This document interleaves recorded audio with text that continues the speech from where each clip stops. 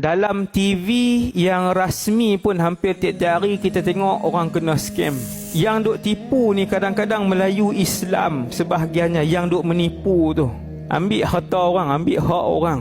Ratus-ratus ribu. Ambil harta sekolah ratus ribu. Relax aja. Siap boleh bagi percaya kat isteri tu pula dia dianiaya. Betul-betul dia tahu dia ambil duit sekolah. Dia tahu dia ambil duit sekolah. Dia bagi yakin kat isteri dengan anak-anak sebab dah buat benda terkantui, buat benda jenayah besar. Kata dia dianiaya oleh pengetua.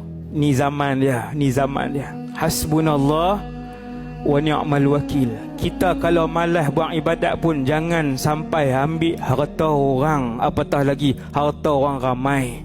Ni kalau dengar adik-beradik dia dengar saya sebut pada pagi ni, jangan sampai ambil harta orang ramai. Hasbunallah wa ni'mal wakil.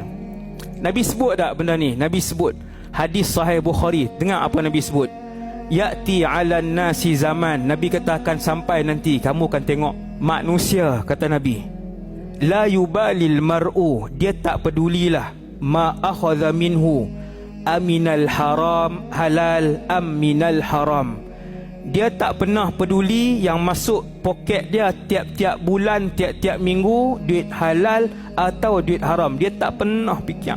Siapa yang dengar ceramah ni, termasuk saya dan kita semua yang dalam internet, yang online ni, kalau Allah masih bagi satu sifat untuk tak senang dia dengan duit haram, puji Allah lah ni. Alhamdulillah. Puji Allah, dia tak boleh dengan duit haram.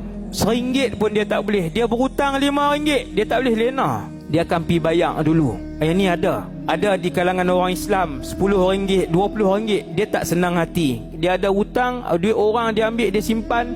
Dia akan pergi bagi balik. Cuma Nabi bagi peringatan. Ya'ti 'alan nasi zamanun. Nabi kata tunggu. Nanti hampa akan tengok satu zaman. Dalam rumah kamu akan tengok orang makan duit halal dan duit haram. Dia tak pernah peduli dalam rumah.